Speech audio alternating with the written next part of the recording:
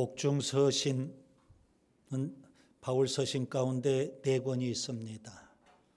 바울의 서신은 13권으로 그렇게 알려져 있죠. 그 중에 옥중서신은 4권, 에베소서, 빌립보서, 골로새서, 빌레몬서, 이게 바로 옥중서신입니다. 사도행전 9장에 바울은 다메섹에서 예수님을 만나고 회심을 합니다. 사도행전 13장에 바울은 안디옥 교회에서 파송을 받고 이방인의 선교사로 복음을 전합니다. 사도행전 13장과 14장은 바울의 1차 선교고요. 사도행전 16장, 17장, 18장은 바울의 2차 선교. 그리고 사도행전 19장, 20장은 바울의 3차 선교입니다.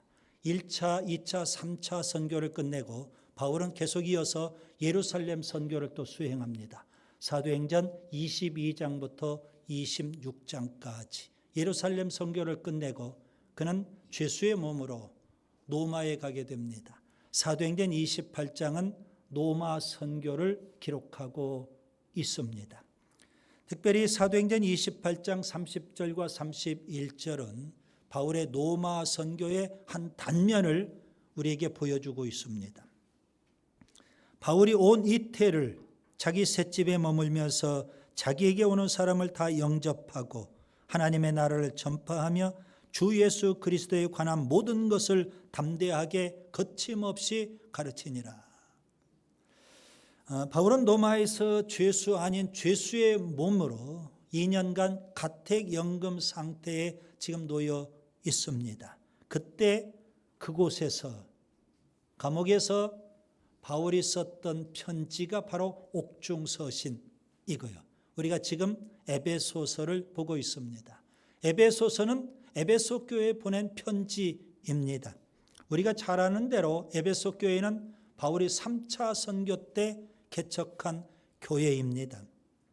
그는 에베소에 한 3년간 장기 체류하면서 복음을 전했고 그 당시 에베소의 거의 모든 지역에 복음이 들어가고 교회들이 세워지게 됩니다. 요한계시록 2장과 3장에 보시면 소아시아의 7교회가 나오죠.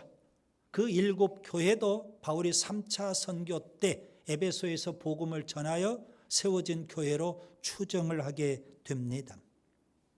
그 당시 상황을 이렇게 표현합니다. 사도행전 19장 10절 아시아에 사는 자는 유대인이나 헬라인이나 다 주의 말씀을 듣더라. 사도행전 19장을 보면 에베소 교회에 엄청난 부흥이 일어나게 됩니다. 에베소에 사는 유대인과 헬라인들이 다 주 예수의 이름을 높이고요. 그리고 죄를 철저히 자복하고 그리고 마술이 성행했어요. 우상의 천지거든요. 마술을 행하는 자들이 마술책들을 모아가지고 다 불살라버립니다. 하나님 앞에 회개하고 이제 마술을 끊겠다는 거죠. 그 마술책을 값으로 환산해 보니까 은 5만이 되었더라. 그렇게 성경은 말씀하고 있을 정도입니다. 그런 교회에 바울이 로마 감옥에서 보낸 편지 에베소서 옥중서신입니다. 오늘 본문 13절부터 14절까지 여러분이 지금 본문으로 보고 계십니다. 신약 성경은 헬라어로 쓰여져 있거든요. 헬라어로 보면 3절부터 14절까지는 한 문장입니다. 여러분 이것을 한 문장으로 표현했다는 것 자체가 대단한 겁니다. 그런데 우리는 좀 더 쉽게 이해할 수 있도록 한글 성경은 좀 단락을 나누었죠. 그래서 저는 3단락으로 나누어서 오늘 본문의 말씀을 분석해 드리려고 합니다. 첫 번째 단락은 본문 3절부터 6절까지 성부 하나님과 관련된 말씀입니다. 두 번째 단락은 본문 7절부터 12절까지 성자 하나님에 대한 말씀을 기록해 주고 있습니다. 그리고 세 번째 단락은 본문 13절과 14절 성령 하나님과 관련된 말씀을 기록하고 있습니다. 자, 바울은요 서두에 찬송하리로다 그렇게 선포합니다. 그리고 첫 번째 단락 성부 하나님, 두 번째 단락 성자 하나님, 세 번째 단락 성령 하나님에 대해서 말씀을 해요. 자, 그러면 누구에게 찬송을 드리겠다는 이야기일까요? 성부 하나님, 성자 하나님, 성령 하나님께 찬송하리로다 외치고 있습니다. 오늘 본문을 좀 더 자세히 관찰해 보면 첫 번째 단락, 두 번째 단락, 세 번째 단락 마지막에는 후렴구가 있는 걸 또 발견할 수 있게 됩니다. 자, 후렴구를 한번 찾아보시도록 합시다. 본문 6절 첫 번째 단락의 마지막 부분, 그의 은혜의 영광을 찬송하게 하려는 것이라 후렴구가 있고요. 두 번째 단락의 마지막 본문 12절, 그의 영광의 찬송이 되게 하려 하심이라는 후렴구가 있어요. 그 다음에 세 번째 단락 본문 14절, 그의 영광을 찬송하게 하려 하심이라는 후렴구가 있습니다. 그래서 여러분 이렇게 보시면 됩니다. 찬송하리로다 서두에 나오고 성부 하나님의 말씀을 하고 찬송을 드리고 있고, 두 번째 또 성자 하나님 말씀을 하고 또 찬송을 드리고 있고, 세 번째 성령 하나님을 말씀하고 또 찬송을 드리고 있다. 오늘 본문의 주제는 뭘까요? 하나님께 드리는 찬송입니다. 오늘 설교 제목을 한번 보시기 바랍니다. 찬송하리로다. 많은 사람들이, 거의 모든 사람들이 오늘 본문을 이렇게 평가합니다. 하나님께 드리는 가장 웅대한 찬송. 딱 그렇게 평가하면 되겠습니다. 하나님께 드리는 가장 웅대한 최고의 찬송. 이게 바로 오늘 본문 내용입니다. 오늘 설교 제목도 여러분 마음에 깊이 새기시고, 바울의 선언이 아니라 오늘 말씀을 듣는 여러분의 고백, 여러분의 선언이 될 수 있기를 바랍니다. 그런 차원에서 여러분 한번 따라서 하겠습니다. 찬송하리로다. 우리가 찬송할 하나님 기억하세요? 성부 하나님, 성자 하나님, 성령 하나님이십니다. 이걸 신학적으로 삼위일체 하나님 이렇게 표현합니다. 좀 어려운 단어인데요. 그래도 한번 우리가 마음에 새기기 위해서 따라서 하겠습니다. 삼위일체 하나님. 삼위일체 하나님은 인간의 지혜로 알 수 없고요. 인간의 이성으로 이해할 수도 없고요. 인간의 언어로 표현하기에도 참 힘든 아주 신비스러운 진리입니다. 그래서 다만 저는 이렇게 여러분의 이해를 돕기 위해서 제가 표현할 뿐입니다. 삼위일체 하나님은 유일하신 하나님이시면서 동시에 삼위의 하나님이시다. 하나님은 유일하신 하나님입니다. 그러면서도 성부, 성자, 성령의 하나님이시다. 이렇게 우리가 표현하면 되겠습니다. 좀 더 자세히 달리 표현하면 하나님의 본체, 하나님의 본질은 하나입니다. 그래서 우리가 유일하신 하나님을 믿는 거예요. 그러나 하나님의 인격, 하나님의 위격은 셋입니다. 성부의 인격, 성자의 인격, 성령의 인격이 다 다릅니다. 그래서 하나님의 본질, 본체는 하나이지만 하나님의 위격, 하나님의 인격은 셋.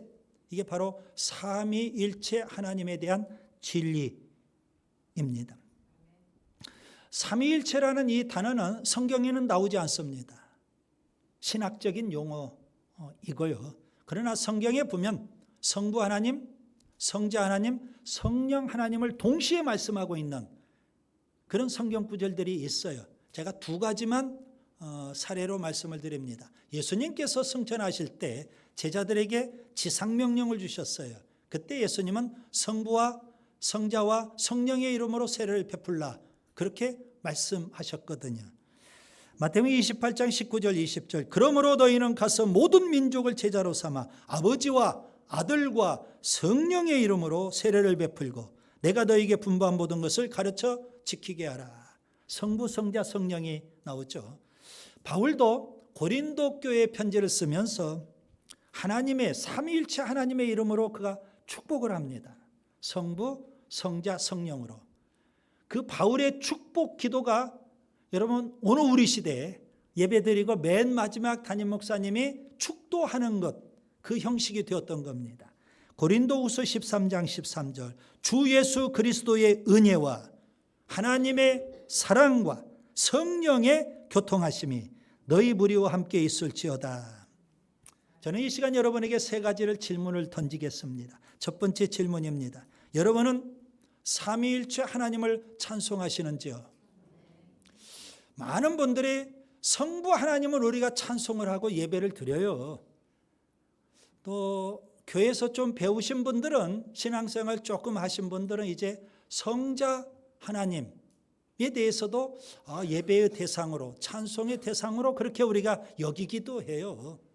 그런데 대부분 많은 사람들이 성령 하나님을 예배의 대상이나 찬송의 대상으로 여기지를 않는 경우가 많아요. 말로는 예배의 대상이다, 찬송의 대상이다 그렇게 이야기를 하지만 오히려 예배의 수단, 찬송의 일종의 수단 정도로 생각을 하는 경우들이 의외로 많아요. 여호와의 증인은 성령을 권능으로 여깁니다. 그래서 이단이에요, 여러분. 성령은 하나님이셔요. 아멘. 예수님도 하나님이셔요. 성부 하나님, 그래서 삼위일체 하나님께 우리가 예배를 드리고 찬송을 드려야 되는 겁니다. 예배와 찬송은 하나님의 백성이라면 마땅히, 당연히, 그리고 가장 기본적으로 해야 될 일입니다. 여러분, 하나님을 열심히 예배하고 하나님을 열심히 찬송할 수 있기를 바랍니다. 두 번째 질문입니다. 여러분은 왜 삼위일체 하나님을 찬송하시는지요? 찬송할 이유를 제가 여러분에게 묻는 겁니다. 물론 삼위일체 하나님은 하나님이시니까 우리가 예배를 드리고 찬송을 드려야 되는 거 마땅합니다. 그러나 바울은 오늘 본문에서 우리가 찬송해야 될 이유를 설명해 주고 있습니다. 여러분, 본문 3절을 보시면 삼위일체 하나님께서 하늘에 속한 신령한 복을 우리에게 주시기 때문에 우리가 하나님을 찬송해야 된다는 겁니다. 여러분, 복이라는 단어에 여러분 눈이 번쩍 뜨이고 귀가 번쩍 뜨이겠죠. 여러분, 복에는 두 가지가 있습니다. 하늘의 복이 있고 땅의 복이 있습니다. 많은 사람들이 땅의 복만 알아요. 땅의 복. 하늘의 복이 있다고요. 바울은 지금 하늘의 복 때문에 하나님을 찬송해야 된다는 겁니다. 그 다음에 세 번째 질문을 말씀드립니다. 하나님이 주시는 신령한 복은 무엇이냐 이겁니다. 자, 복 중에 땅의 복도 있고 하늘의 복도 있는데 하늘의 복은 도대체 뭘까요? 바울은 오늘 본문에서 삼위일체 하나님께서 주시는 하늘에 속한 신령한 복 세 가지를 우리에게 말씀하고 있어요. 우리가 이 세 가지를 알면 우리도 바울처럼 찬송하리로다. 하나님을 찬송하고 하나님을 예배할 수 있는 줄 믿습니다. 첫째, 성부 하나님은 우리를 선택하십니다. 본문 3절부터 6절을 보겠습니다. 성부 하나님이 주시는 하늘에 속한 신령한 복은 뭘까요? 본문 4절에 택하셨다. 하나님의 선택입니다. 본문 5절에 예정하셨다. 하나님의 예정입니다. 선택과 예정, 하나님께서 주시는 하늘에 속한 신령한 복입니다. 여러분, 여기 선택과 예정은요, 동전의 양면과 같은 겁니다. 예정은 하나님의 계획에 해당이 되는 거죠. 하나님께서 내가 이렇게 해야 되겠다. 그 예정입니다. 선택은요, 하나님의 실행을 의미하는 겁니다. 하나님은 계획대로 그대로 실행하시는 분. 그래서 하나님이 예정하셨고 하나님이 선택하신 겁니다. 자, 기독교 교리 가운데 이 선택과 예정의 교리는 아주 중요한 진리입니다. 저는 이 시간 5가지 선택과 예정에 대해서 5가지를 오늘 본문을 통해서 말씀을 드리려고 합니다. 첫째, 선택의 주체입니다. 누가 선택하셨냐? 누가 선택했느냐 이거예요. 본문 3절 하나님이, 본문 5절 그 기쁘신 뜻대로 선택하십니다. 자, 그럼 이걸 이렇게 표현할 수 있죠. 하나님은 주권적으로 그 깊으신 뜻대로니까 하나님은 주권적으로 우리를 선택하신 줄 믿습니다. 그 다음에 둘째, 선택의 시기입니다. 언제 선택하셨냐? 본문 4절, 창세 전에 선택하셨습니다. 여러분 놀라지도 않죠? 여기 창세 전에, 우리가 태어나기도 전에 하나님은 나를 다 아시고요, 심지어 우주 만물을 창조하시기도 전에 하나님 우리 각자를 다 아시고 하나님께서 우리를 예정하시고 우리를 선택해 주신 줄 믿습니다. 그 다음에 셋째, 선택의 대상입니다. 누구를 선택하셨냐? 본문 4절, 그리스도 안에서 선택하십니다. 여러분, 그리스도 안에서, 이 말은 그리스도 안에 있는 사람을 선택하신 겁니다. 예배당 안에 있어요, 지금 우리가. 그런데 정말 중요한 것은 예수 그리스도 안에 있어야 돼요. 자, 그리스도 안에서 선택하시니까 예수 그리스도 안에 있어야 되는데, 예수 그리스도 안에 있다, 이 말은 예수 그리스도를 믿는 사람 하나님이 선택하시는 겁니다. 그 다음에 넷째, 선택의 동기입니다. 무슨 동기로 선택하시느냐? 본문 6절, 거저 주시는 은혜로 선택하십니다. 우리의 공로나 우리의 노력이나 우리의 인간적인 조건이나 자격이 되기 때문에 하나님 우리를 예정하시고 선택하신 것이 아니라 하나님이 거저 주시는 은혜와 사랑으로 우리를 선택하신 줄 믿습니다. 그 다음에 다섯 번째, 선택의 목적입니다. 왜 선택하셨느냐, 이거예요. 본문 4절에 보면 거룩하고 흠이 없게 하시려고, 본문 5절에 보시면 하나님의 아들들이 되게 하시려고 선택하셨습니다. 달리 표현하면 하나님 우리를 선택하시면요, 하나님의 거룩한 자녀를 삼으시기 위해서 하나님께서 창세 전에 그리스도 안에서 우리를 예정하시고 선택해 주셨습니다. 저는 이 시간 여러분에게 두 가지 질문을 또 던져봅니다. 여러분은 하나님께서 창세 전에 주권적으로 선택하신 하나님의 거룩한 자녀이십니까? 여러분은 예수 그리스도를 믿음으로 하나님의 은혜로 구원받은 하나님의 거룩한 자녀이십니까? 그렇다면 우리 모두는 바울처럼 하나님을 찬송해야 되는 줄 믿습니다. 찬송하리로다. 찬송할 이유가 있잖아요. 본문 6절을 보세요. 이는 그가 사랑하시는 자 안에서 우리에게 거저 주시는 바 그의 은혜의 영광을 찬송하게 하려는 것이라. 두 번째, 성자 예수님은 우리를 속량하십니다. 본문 7절부터 12절을 보겠습니다. 성자 하나님이 주시는 하늘에 속한 신령한 복은 무엇일까요? 본문 7절을 보시면 속량이라는 단어가 나옵니다. 예전의 개역 성경에 의하면 구속이라고 표현되어 있습니다. 속량은 곧 구속을 의미하는 겁니다. 속량과 구속 동전의 양면과 같습니다. 속량, 구속 무슨 의미일까요? 본래 의미는요, 고대 세계 본래 속량이라는 단어 혹은 구속이라는 단어의 의미는 노예 시장에서 쓰이던 용어입니다. 고대 세계는 노예 제도가 있었죠.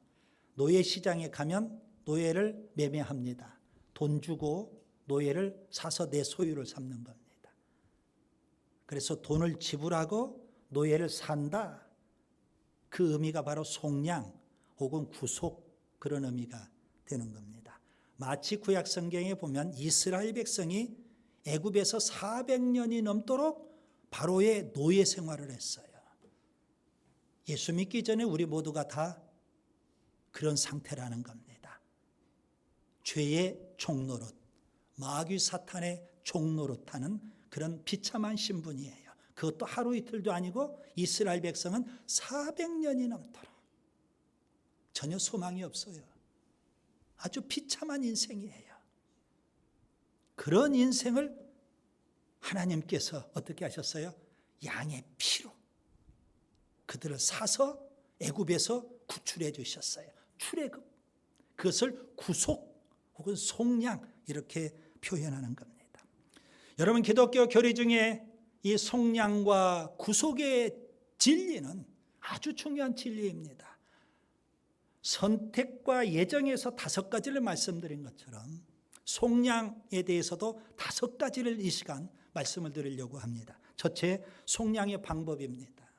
본문 7절에 그의 피로 속량하십니다. 출애굽을 할 때 이스라엘 백성은 양의 피로 그들의 속량을 받았지만 우리는요, 예수 그리스도의 십자가의 피로 하나님이 우리를 속량해 주신 줄 믿습니다. 둘째, 속량의 대상입니다. 본문 7절 그리스도 안에서 속량하십니다. 모든 사람이 다 속량을 받으면 얼마나 좋겠어요.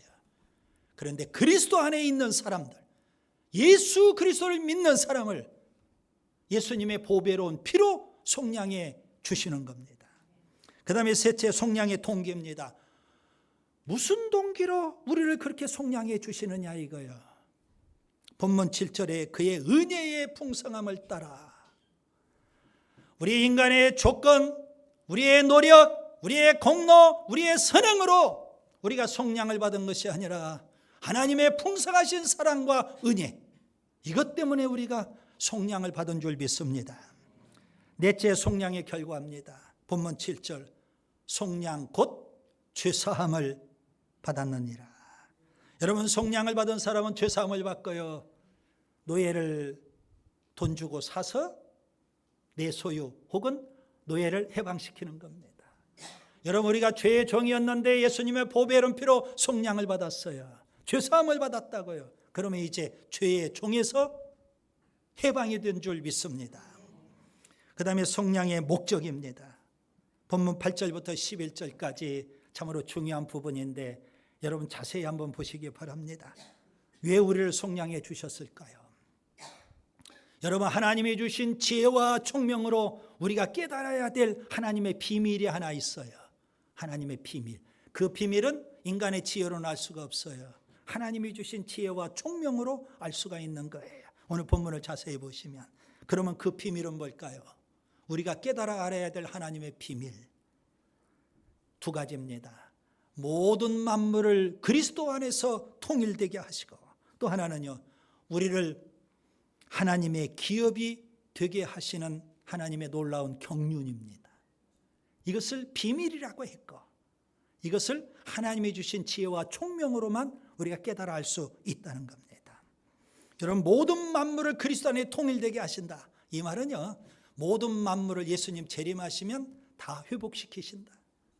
그때 우리가 하나님의 기업이 되는 겁니다. 천국을 우리가 소유하고요, 하나님의 기업이 돼요.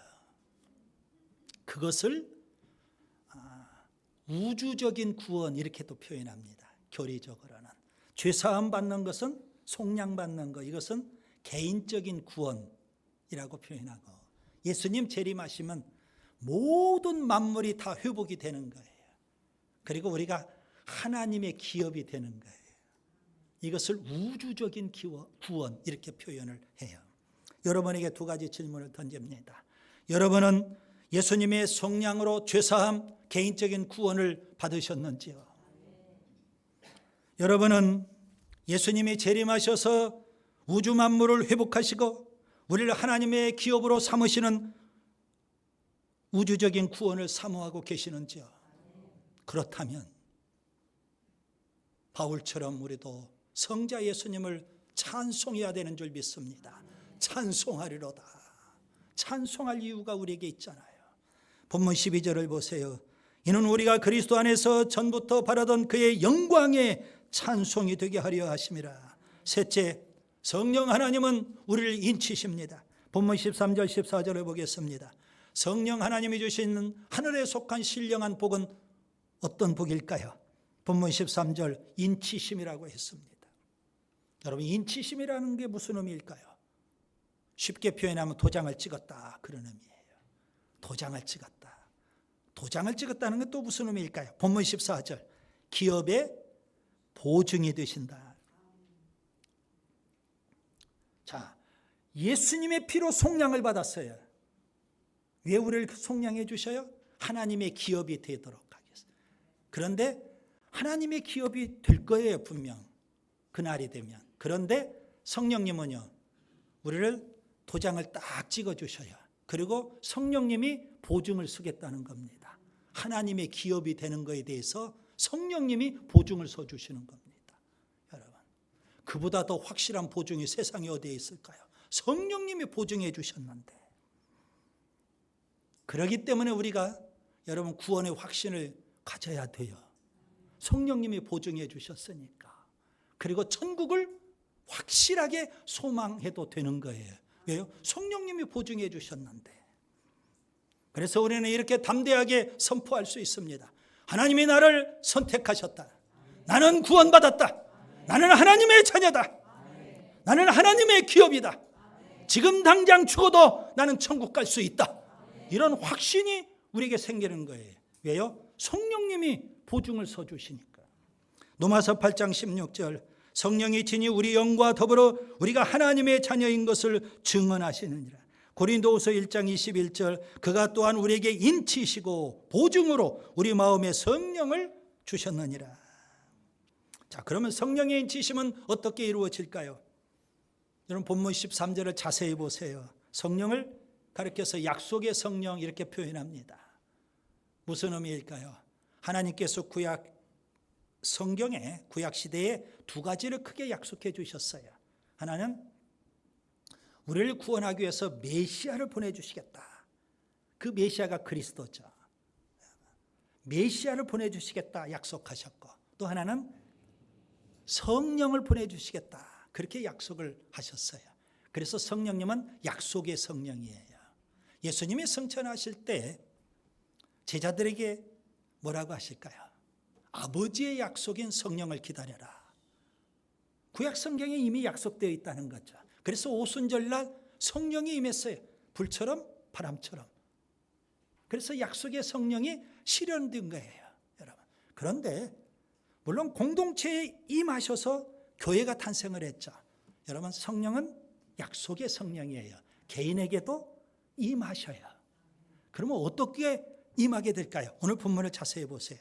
13절에 보면 성령은 먼저 구원의 복음을 듣게 하셔요.